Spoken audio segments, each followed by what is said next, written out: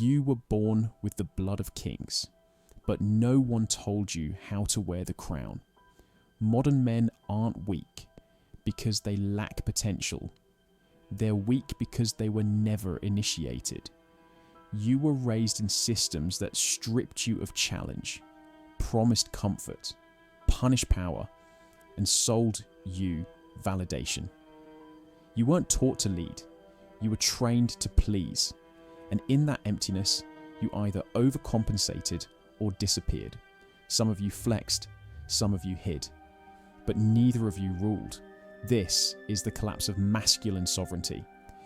Not because men are bad, but because they've been hollowed out. Told that emotions must be felt like women, not forged like men. That dominance is abuse.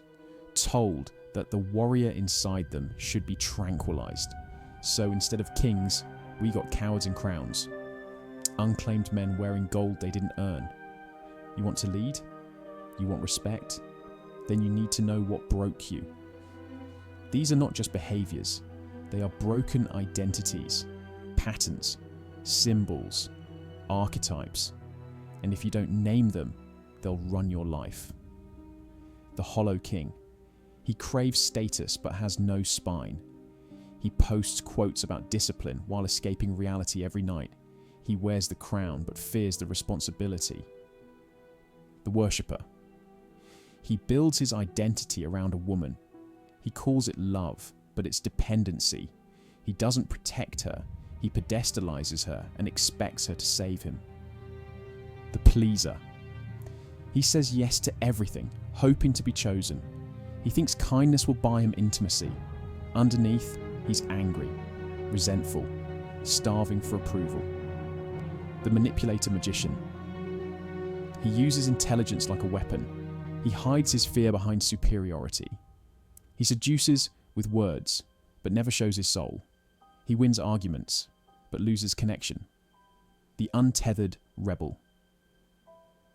He fights everything: tradition, rules, commitment. Not to build, but to prove he's not like the rest. But rebellion without a mission is just chaos.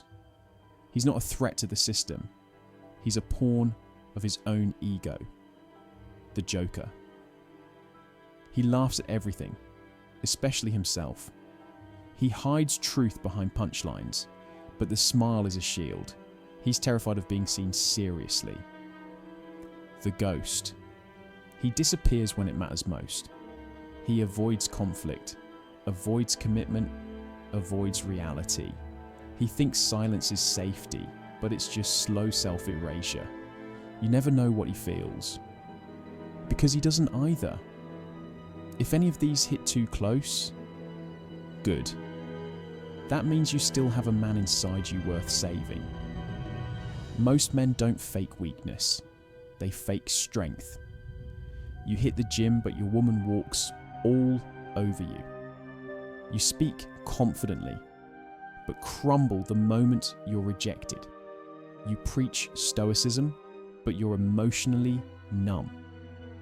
Not because you mastered your feelings, but because you buried them. You think power is performance.